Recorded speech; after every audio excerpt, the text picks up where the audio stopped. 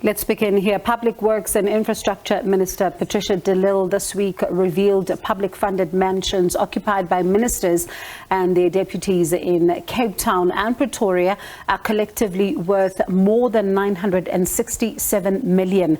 And there's been, of course, mixed reaction to this particular story that some are already talking about on various social media platforms. So let's speak now to the Minister who joins us live now. Minister, thank you so much for your time. Do appreciate it this afternoon. Some say that you're living like rock stars. How do you justify the cost given the tough economic times faced by many South Africans? Good afternoon, Bongiwe and Francis. You know, in my response to the question in Parliament, I was asked about the value of these houses. These houses were not bought after 2019. And therefore, everybody is living lavishly. These properties were bought way back before 1994. You've got the Grootesteer estate where many ministers are living. You've got the Pretoria estate where many ministers are living and deputy ministers. That was bought by the National Party government in 1948. And as everybody will know, the value of property in most cases increase all the time. But the second point, Bongiwe, I want to make is that also for historical reasons, we know that what we have inherited is a system whereby Parliament is in Cape Town and the administration is in Pretoria. And therefore, as part of the packages of the ministers, the state provides state-owned properties that they can live in so that they can shuttle between Pretoria and Cape Town. All provincial governments also pay for all their state-owned properties. To insinuate that we have spent almost R1 billion between 2019 and 2023, it's misleading. Mr. Schreiber is supposed to know better. Most of these buildings were bought by the Nationalist Party before 1994. Do they still need... Pardon me, Minister, pardon me for coming in late. Do you still need them, though? Do you not think that in the face of, you know, what many South Africans are going through right now, that maybe they can be sold off and the ministers buy themselves their own houses? It's a very excellent idea, Bongiwe, and we are looking at that already.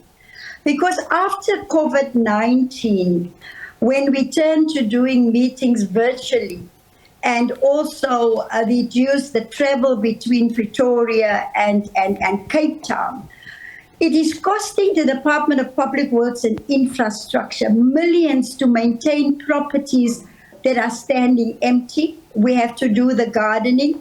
We have to pay for water and electricity that's been used by the police in the guardhouses. So it is not sustainable.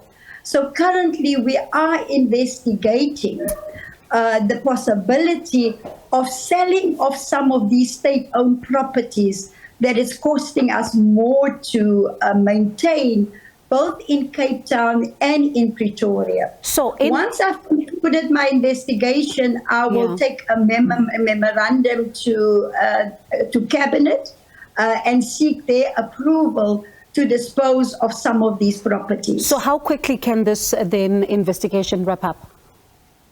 Well, I really want to do it before the end of the year. We have already appointed a real estate expert to help us with the correct valuation. Currently, we are only working on the value of the municipality value. And I think it will take us another 3 to 6 months.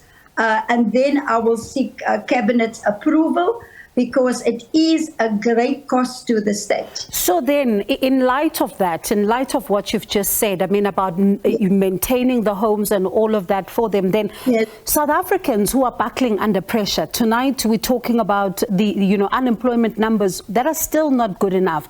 We're talking about people who are battling to make ends meet. The price of petrol goes up. So Is it then safe to say that ministers don't know what South Africans are going through because they've got all these things done for them? But I don't think the two issues are related, as I'm just explaining to you. But I'm saying that if they're getting their water paid, gardens manicured, all of that, all these things that come with everybody paying for their own homes and their upkeep, one can then be mistaken. And some South Africans, I'll read for you, for example, a tweet. It says, they pretend to care about the people of this country, but really all they are doing is spending the hard-earned taxpayers' monies and living the high life. Others are saying that it's a shame that they show absolutely no regard for the people that voted them into power. They've forgotten the trenches, they've forgotten the struggle, they've forgotten their roots. That's the saddest part. So now this is the sentiment that's being created by all of these things that are coming as well on top of the cost of these homes. So is it then safe to say that South Africans who assume ministers don't know what they go through are correct? I think, Bongiwe, that's why I've agreed to this interview. To explain to the people of South Africa, we are talking about the value of the houses that was acquired many, many years ago, and the values has increased. We have not spent, and since 2019, on any upgrades inside these houses. We're also not spending on any maintenance and repairs on ministers' private houses, because they all still have their private houses. The day you're not a minister anymore, you also have to maintain your own private property. But is protecting which belongs to South Africans as a whole. It's the family silver we are talking about. My department is the custodian of all land and properties that belong to South Africans. And that is why South Africans got a right to express how they feel.